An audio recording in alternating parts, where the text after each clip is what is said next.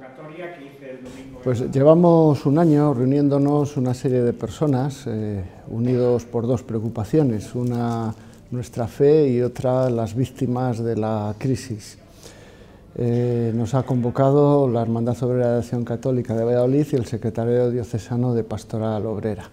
Lo que hemos hecho este grupito que venimos reuniéndonos periódicamente es desde las situaciones de personas concretas que nosotros conocemos, que son cercanas a nosotros, analizar cómo la crisis está afectando a las personas, qué lectura hacemos desde la fe y qué es lo que podemos hacer nosotros ante esa situación desde una clave, que es la clave del acompañamiento pastoral a estas víctimas de la crisis. La reflexión ha sido serena, tranquila, pausada, pero que ha ido dando unos frutos. Uno de los frutos es el descubrimiento de la escasa o pequeña sensibilidad que existe dentro de las propias comunidades cristianas hacia esta realidad de la crisis. Sí que es verdad que hay una gran generosidad en cuanto a aportación económica, en cuanto a solidaridad desde lo material, eso es obvio y evidente. Pero todo lo que significa la cercanía, la compañía, el hacernos en definitiva próximos a esas personas, ahí encontrábamos que había una mayor deficiencia. Entonces, uno de los objetivos que nos hemos planteado para este curso era el que esta preocupación se extendiera a otras parroquias, a otras comunidades cristianas. Y para ello pues hemos previsto varias herramientas. Una de ellas es un sencillo comunicado que se ha distribuido en algunas parroquias. Otra es organizar una tertulia, como la que vamos a tener en la parroquia de San Vicente de Paúl, una tertulia en la que presentemos cuál ha sido nuestra experiencia y que de alguna manera motivemos a otras personas, en este caso de la comunidad parroquial de San Vicente de Paúl, a también unirse a este proceso, hacer ese mismo proceso que hemos hecho nosotros, que como digo, la clave fundamental que lo define es el acompañamiento pastoral a las víctimas, ser cercanos a las víctimas, estar a su lado como Iglesia diocesana y con ellos pues buscar e intentar construir alternativas a esta crisis que unos dicen que se acaba, pero que otros, y en esa corriente nos situamos nosotros, dicen que es una crisis que ha venido para quedarse, lo que significa que va a haber muchas personas sufriendo. Y entendemos que nosotros como Iglesia diocesana tenemos que ser cercanas a esas personas, no solamente en el apoyo a las necesidades concretas que ya se está haciendo y con mucha intensidad desde Cáritas y desde otras entidades, sino también desde ese acompañamiento que signifique llevar esperanza a esas situaciones. A la vista de la escucha atenta y de la reflexión que se ha llegado a estas conclusiones. Por una parte, se prioriza el beneficio sin tener en cuenta el bien común y las personas. Existe una mala distribución de los bienes. En la crisis hay una doble dimensión, la personal, por el egoísmo humano, y la estructural, la forma de organizar la sociedad. Economía y política son casi dos cosas, extendiendo la lógica mercantil a todos los ámbitos de la vida. Las consecuencias de todo, una creación de más pobreza, pérdida de derechos de las personas, destrucción del mismo ser humano. De acuerdo con estas conclusiones, se han establecido varias líneas de actuación. Informarnos de las respuestas que se está dando a la crisis, posibles salidas, ayudas. Conocer nosotros más a fondo lo que está ocurriendo, alternativas. Sensibilizar a la parroquia, al barrio sobre la crisis y lo que está ocurriendo. Responder con algún gesto solidario con los afectados por la crisis. Penúltimo, denunciar lo que está ocurriendo y por último, formarnos para ser más capaces de comprender y explicar lo que ocurre desde nuestra fe. Se han propuesto estas actividades: poner un tablón de información en la parroquia, colocar carteles de sensibilización, publicación de las conclusiones a las que se ha llegado para ofrecer en la parroquia y a nivel diocesano, y organización de charlas o mesas redondas para profundizar en lo que está ocurriendo, sensibilizar y animar a participar.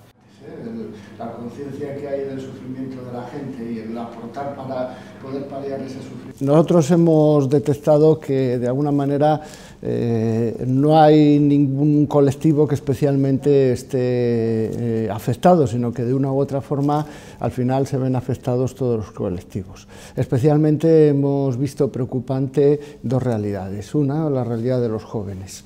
desde las situaciones que conocíamos, veíamos cómo esta realidad de crisis lo que lleva es a una profunda desesperanza de los jóvenes. Y la otra realidad que nos ha preocupado mucho es la de las familias. Vemos que las familias están siendo muy tocadas por la crisis, por múltiples razones, bien porque haya una pérdida de puestos de trabajo, bien porque haya una reducción de capacidad económica. Hablábamos de que hay situaciones en las que los hijos han tenido que volver a casa, o los abuelos que estaban en un centro que reunía unos requisitos para atender mejor a sus necesidades han tenido también que volver a casa porque no había posibilidad de cubrir esos gastos, o bien porque su pensión era necesaria, etcétera.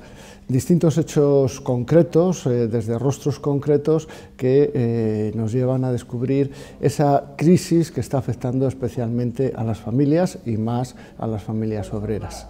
Lo que hemos intentado a lo largo de este tiempo también es abrir espacios de encuentro con estas personas.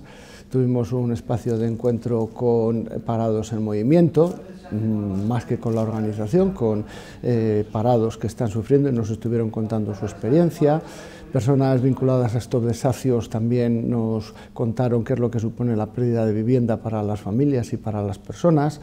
En diciembre tuvimos un encuentro con una persona inmigrante que, después de construir un proyecto familiar aquí en España, tuvo que volver a su país con todo el dolor que le suponía por la pérdida de posibilidades y de oportunidades que el regreso suponía para sus hijos, etcétera. Siempre desde los rostros, desde las víctimas concretas. Esta preocupación nuestra, que es la de la participación.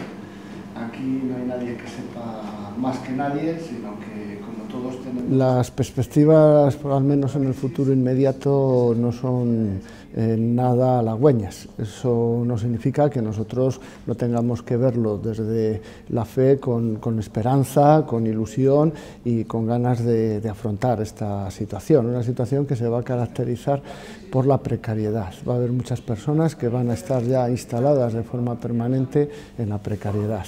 Personas que van a tener que depender de las ayudas públicas, personas que su salario no les va a dar para vivir porque el trabajo que se está configurando, los últimos datos lo corroboran, es un trabajo muy precario que no va a permitir atender las necesidades de las personas, las necesidades materiales y otro tipo de necesidades, en cuanto que no va a haber unos horarios estables, una carrera profesional, etcétera.